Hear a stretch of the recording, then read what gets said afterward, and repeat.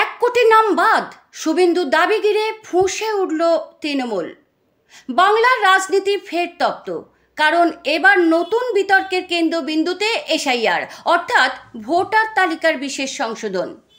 দুর্গাপুজো কালী পুজো শেষ হতেই ফের শুরু হয়েছে রাজনৈতিক তর্ক বিতর্ক।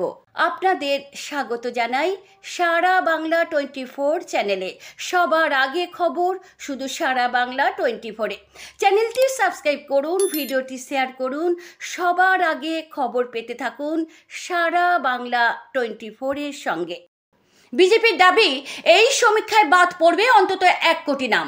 বিরোধী দলনেতা শুভেন্দু অধিকারী বলেন, যদি সঠিকভাবে এসআইআর হয় তাহলে অন্তত 1 কোটিরও বেশি নাম বাদ যাবে।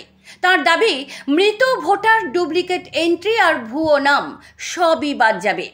এমনকি তিনি অভিযোগ করেন, বাংলাদেশি মুসলমান আর রোহিঙ্গারাও তালিকায় ঢুকে পড়েছে। শুভেন্দুর মতে 2002 সালে বাদ গিয়েছিল 26 লক্ষ নাম, এবার হবে আরও বড় মাপের সংশোধন।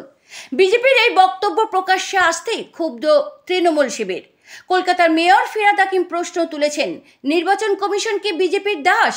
ফিরহাদের বক্তব্য, যদি বিরোধী দলনেতা আগে ভাগেই বলে দেন কত নাম বাদ যাবে, তাহলে কি নির্বাচন কমিশন তার হুকুমে কাজ করছে? তার সতর্কতা, একটাও আসল ভোটার বাদ গেলে মানুষ রাস্তায় নামবে। শুধু ফিরহাদ নন, আরও তৃণমূল নেতারা হুঁশিয়ারি দিয়েছেন। তাজমুল হোসেন বলেন, একজন ভোটারকেও বাদ দিলে হরিশ্চন্দ্রপুর লণ্ডভণ্ড করে দেব। সাবিনা ইয়াসমিন বলেন, অন্যায়ভাবে যদি একটি নামও বাদ যায়, মোথাবাড়ি লণ্ডভণ্ড করে রাখবো।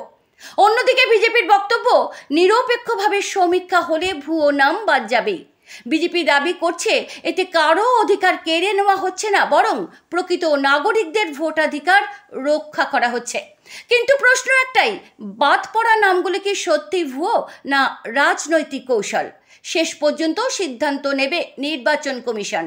তবে একথা স্পষ্ট, এসআইআর বিতর্কে এখন তপ্ত হয়ে উঠছে বাংলার রাজনীতি। আর এই উত্তাপের মাঝে এগুচ্ছে 2026-এর বিধানসভা নির্বাচনের পথ।